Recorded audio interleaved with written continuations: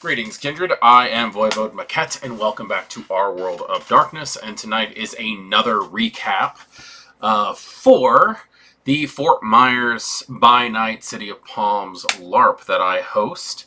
I am kind of late on getting going with this because we had a hurricane, and I live in Florida, and things kind of got a little nuts. I'm trying to get back into the flow of things, trying to work. So we just had our third session of our LARP using the Mind's Eye Theater, Laws of the Night, Vampire the Masquerade rules, and we had an amazing time. First and foremost, I want to say that we changed venues. We had to because the game has grown so big. There's too many people to fit in our original location, so we had to end up reaching out around the community and trying to find another location, which we did. And this is the very first session that was held at Lost World Books in Fort Myers, Florida. Where the owners were incredible. We actually had people who came just to watch us play because the owners had let everybody know that it was going to happen. And there was a lot of interest, and we got a bunch more players again. I'm really, really excited, but I'm wondering when I'm going to actually have to end up moving locations yet again.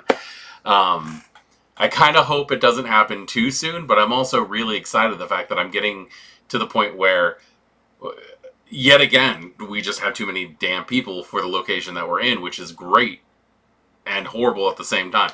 But anyway, so on to the story beats and location information, I should actually say. Since we were playing at Lost World, the owners were super awesome, and they're letting us use 3 rooms inside the store and all of the beautiful outside, which was at one point in time the Fort Myers Butterfly Estate. So it's this big fenced in area with this beautiful manicured lawn with outside seating and all that stuff. But that does not matter when it is a freaking downpour. It rained most of the night. So the entire game was kind of confined into the building. Where that's great and all because we have the building, which it met some of my big things, which is I wanted AC. Because we live in Florida, and I want people to feel comfortable in costuming. I wanted access to a restroom without having to trek a half a mile in full costume trying to find one. Where when we used to play outside, that was an issue. We would play outside of the library in downtown Fort Myers in what's called Corndog Plaza, which everybody affectionately calls Corndog Plaza. But we'd play out there because there's a massive amphitheater and there's seating and all that stuff. But unfortunately, the closest bathroom was way, way far away, and you technically had to buy stuff to utilize it. But at this place, we have what's known as the Vinyl Room, which is a small room with some really nice seating.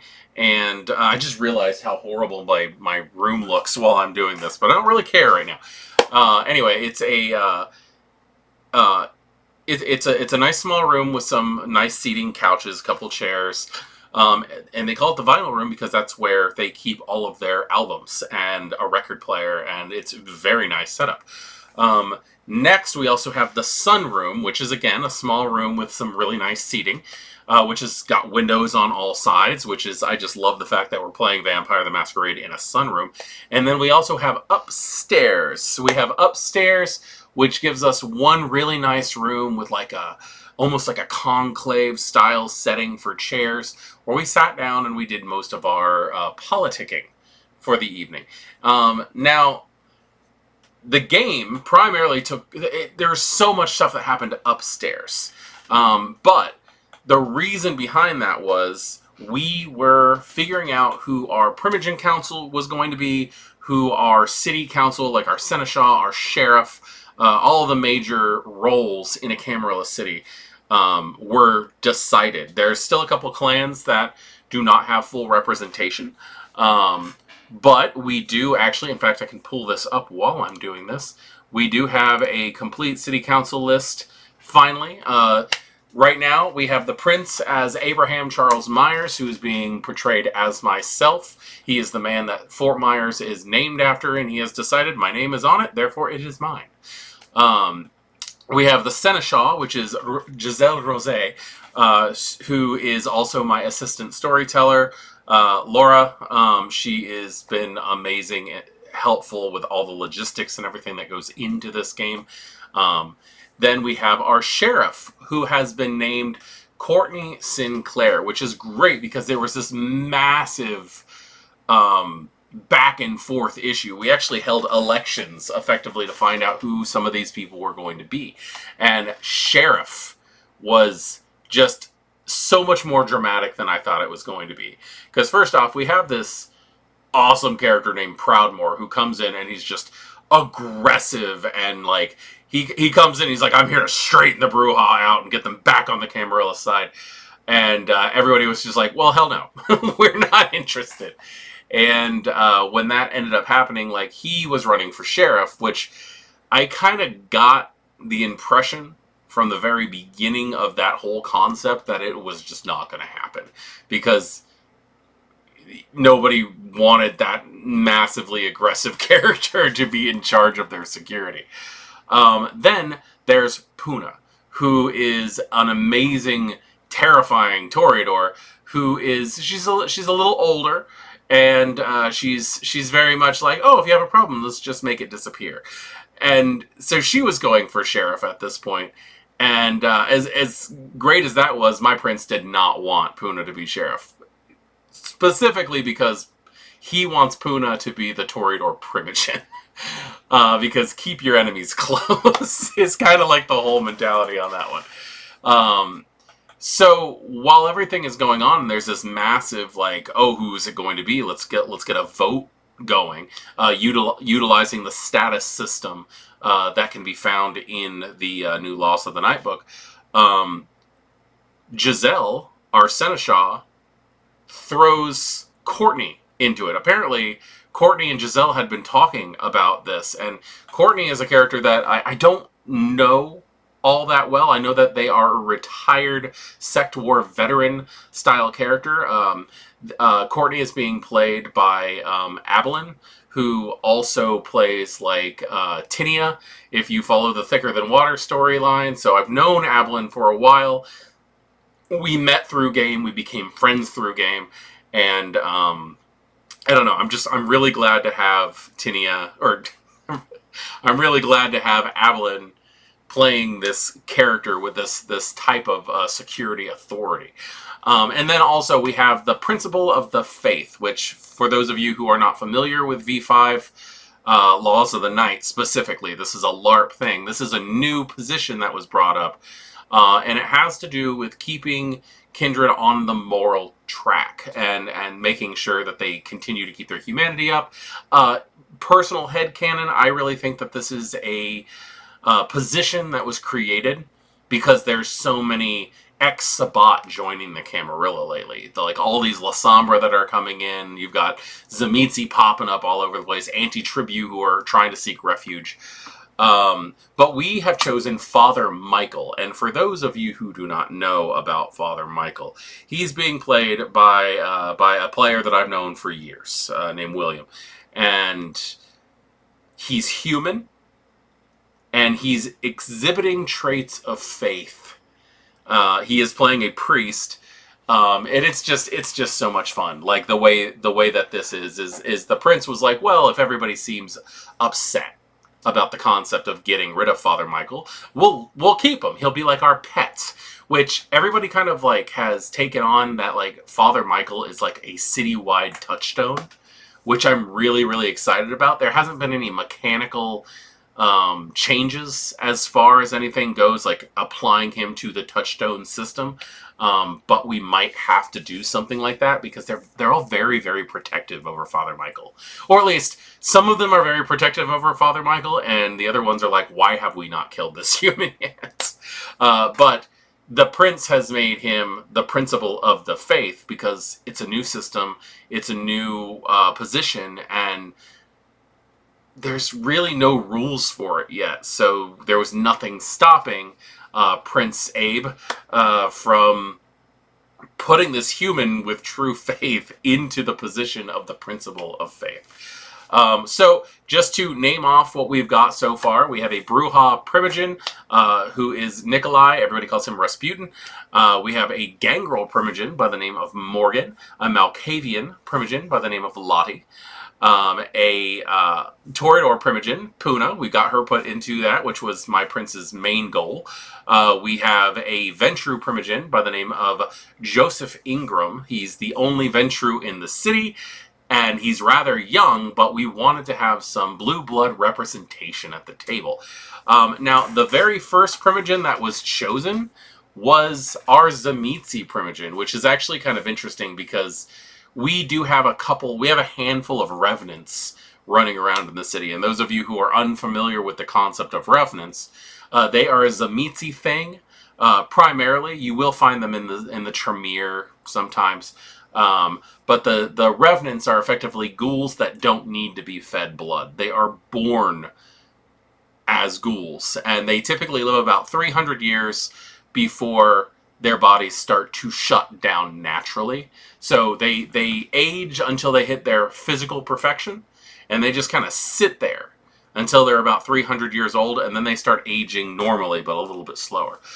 So we have a handful of revenants, and one of the revenants actually tried to run for Primogen, but the prince kind of put his foot down on that one and said, look, you don't have to be Camarilla to be Primogen, because it's more of a like somebody, a spokesperson for the clan itself, but you do have to be part of the clan itself. So we have a Zamitzi Primogen who stepped up by the name of Javier, and that Obertus Revenant who came up and was like, I'll do it at first, has been named he's been named the Whip. He's the second in command. He's there to get attention, to whip up the excitement for things that the Primogen has to say. So we have not all of the clans represented in the Primogen Council, but we do have a fairly good-sized city council going on right now, and I'm just excited. The majority of the night was actually figuring out who was going to sit where when it came to it, but the setting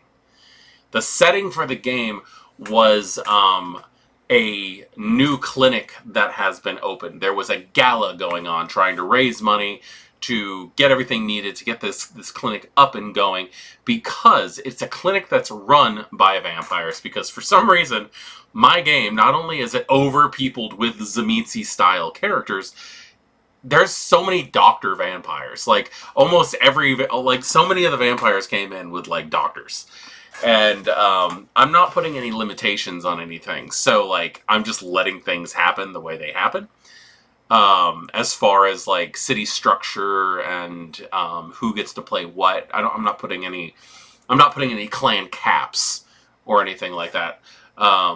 So they've decided that they're going to bring in these doctors, and they're all coming together because they all have different expertise, and they're going to start up a clinic for effectively ghouls and stuff. The idea is that it's a clinic that ghouls and revenants and servants of the Camarilla, or not even the Camarilla, but Kindred in general, can go to, be looked at without having the authorities you know, like brought in. So you're not going to have to worry about like it's basically a massive clinic that's set up with masquerade cover up. Father Michael is going to be involved to be the city's the chaplain of that place. And so yeah, that was the whole sitting. That it was the setting for the game. It was a masquerade ball held at this location that these vampires are putting together for themselves, trying to raise money. And a private room was set aside for Kindred. And it was just a lot of fun. We had a lot of fun. I really wish I could portray more or convey more of the stuff that's happening in this game, but it's so player driven at this point, and there's so many players that like doing anything is so freaking hard. Like being able to convey what's happening, being able to let you guys know about what's happening, because there's so many plots that are going around every corner in this game. Now we've got our next session coming up on November 2nd, which again is going to be at Lost World Books in downtown Fort Myers. The address is in the description of the video. We have a special guest coming, which I'm super excited about. One of the players that I met in our Chicago game, who also is now one of my players on the Patreon games that come up. You guys might know her as Sin. She plays the character of Savvy in one of the games that I just realized that I'm not putting out as of yet, so nobody would know who that is. But they're also playing the character Devine in the Bloody Foundations game. She doesn't work for anybody. Like, she doesn't work for By Night Studios or Renegade or anything like that. But I'm just excited that I have somebody who's coming in to play like a guest character for me.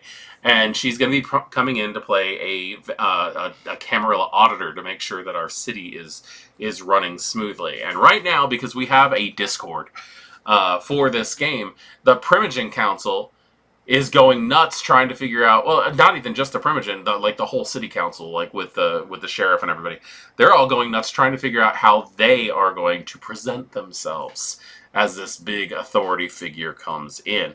I'm super excited to see how this is going to go, because it really is just me going, okay, guys, here's your situation, here's your setting, but it's all free as we go as far as, like, who does what. There's no telling if somebody might try to assassinate the auditor, or if they're just going to try to lick the Camarilla boot. Currently, right now, my biggest concern is rain. We have so many people. I am just hoping, fingers crossed, that we are not going to have to deal with the horrible weather that we dealt with last time. Where I love rain, I really, really do. It's not, very conducive to like having a LARP in an outside setting. But I cannot wait to be able to utilize all of that free space, that all free real estate that we have when playing at Lost World Books, and not just being confined to the building itself, because it's such a beautiful play area. But that's as much as I really have to say, because currently right now I'm just worried about my prince. I'm letting the players do what they're going to do. And the prince is obviously, he's not a very welcome character in this city, but a lot of people do seem to be warming up to him, and the way he's trying to run the city. So, that's what I got right now, and I hope this is fun for everybody. Mechanics that I could talk about, we have, we're using Laws of the Night. We're trying to stick to the book as much as possible right now without stepping outside of it that much. Our small group of revenants that we have that are playing, we do have to kind of scoot some rules around to make them work, because they're not exactly kindred. They're not exactly ghouls, they're kind of like a little mix in between. But I can't wait to see where this goes. We're going into our 4th session in November. So yeah, I'm going to be doing this pretty much in every video that I make, but as of the time of filming, we have 21 days until I have to be in Vegas at the Paris Hotel, November 7th through 10th. I am going to be running tabletop games with Miss Magitech.